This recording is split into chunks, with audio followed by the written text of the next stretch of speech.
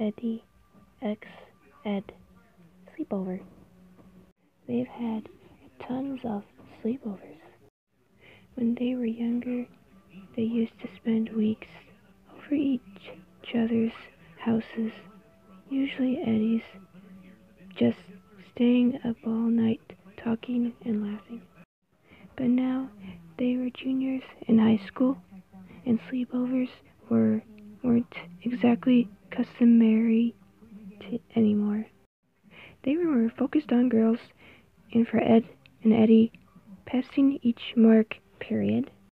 But every Friday, Ed bugged Eddy and Ed for that weekend of togetherness that remind them so much of their endless summer together. Eddy sat on his large cylinder bed, picking small fuzz bits off of his favorite pillow. Ed sat on the edge of the bed with his laptop open, looking up nothing in particular to pass the time, while Ed laid belly down on the floor at the foot of the bed with a stack of comic books. Double D felt Eddy shift restlessly on his bed, constantly moving his legs and turning his body, trying to get comfortable. When he felt the moving stop, Double D turned around and met Eddy's eyes locked into his. Ed turned around, flushed in embarrassment. "Why are you up, sockhead?" Eddy asked as he crawled across the bed to look at Ed's laptop. He felt the comfort move and shift under the boy's weight, and Ed quickly closed the laptop, still flustered. Eddy put his head on Ed's shoulder and just looked blindly at the closed laptop. Ed's breathing quickened and his back went stiff. Eddy was close. It was horrible to uncomfortably having his face so close to his. Ed's stomach was twisted with butterflies, filled with a curious emotion. After what felt like an eternity, Eddy moved and rolled into his back. "Guys," he moaned, "I am bored. Why are we here on a Friday night when we could be out picking up chicks?" Eddy was exasperated. Ed wasn't even thinking about picking up females on a Friday night, and Ed was too clueless to flirt. "Well, Eddy," Double D started, "I don't mind just sitting here with you guys. We can't just watch a movie. Make some popcorn." "What kind of movie are we going to watch that we all agree on?" Eddy's question. "Ed just like horror, and you hate horror." "I like action, and Ed can't follow action, and you with witty, snappy movies, and they make me mad. But popcorn might be a good idea, with butter." Ed asked, his head peeking up from his comic, Monsters in Space, issue 12, edition with more color. Eddy made a disgusting look at Ed. Eddy turned into a major health freak ever since they entered high school. "Being fit helps you get girls," he said. "You all will get fat if we keep eating jawbreakers like that." "Come on, Double D, let's go make some popcorn with no butter."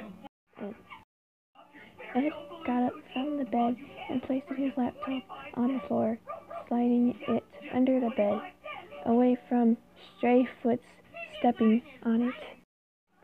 He followed Eddy to his kitchen and immediately started looking for the box of pre-packaged popcorn in Eddy's cabinet.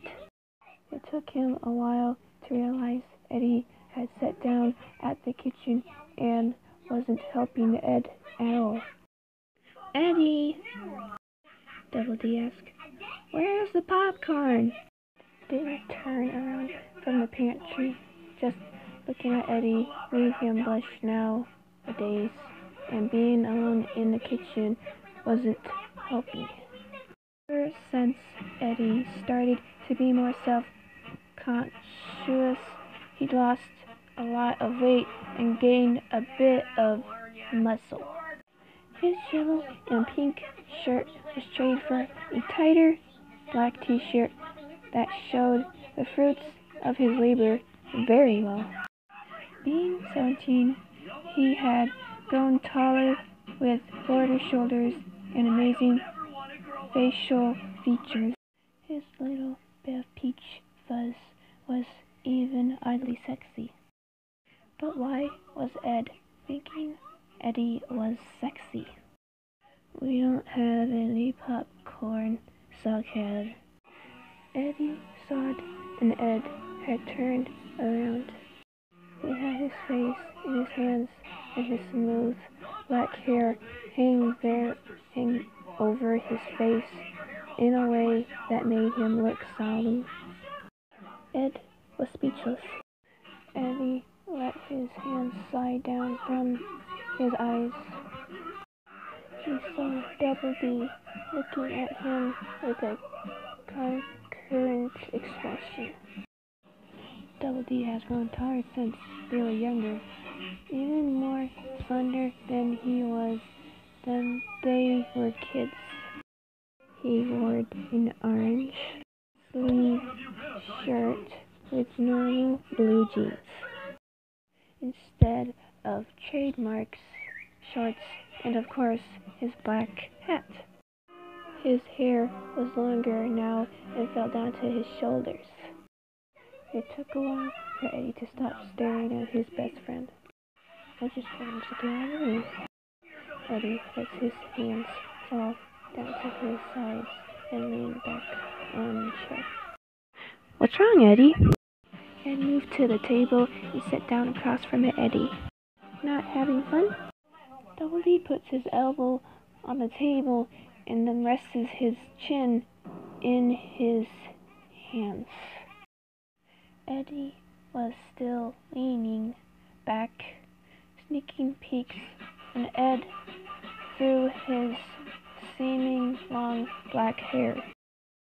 Ed was smiling at Eddy, couldn't help but found his smile irresistible. When did he start looking at Ed in a different light? When did he want to be with Double D more than Ed? And more importantly, when did Eddy fall for his best friend? "This sleepover is really boring," Eddy sobbed. "All we ever do is just sit there and then go to bed. Why do we still have these stupid things?" Double D was still looked conquered, like he didn't believe that Eddy was just bored. And the truth was, he wasn't. He just wanted to be alone with Double D, but he would never say that out loud. Not yet. He saw Ed lean forward more into his hands, which he usually did when he was deep in thought. "Well," Ed responded, "we do it for Ed, I suppose. He always likes things more than we did. He likes our friendship and cherishes our company. I think it's rather flattering myself, and I don't mind coming over every week. It's nice to get out of the house." Yes, Double D's house.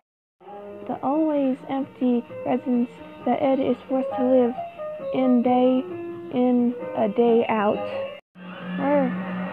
Where his parents anyway. Eddy leaned forward, fixing his posture, and let himself get a good look at Ed. He watched it as he blushed and twitched nervously under his gaze. Double D was always so shy and innocent around him. It was unbearably sexy. His small glances was bright and red, complexly were irresistible. They were alone. Eddy could take him right there, and no one knew. Just pick him up and ravish him on the very kitchen table they sat at. Ooh, the temptation was there, but Eddy knew better not to act on it. You'll never stop me. I'm on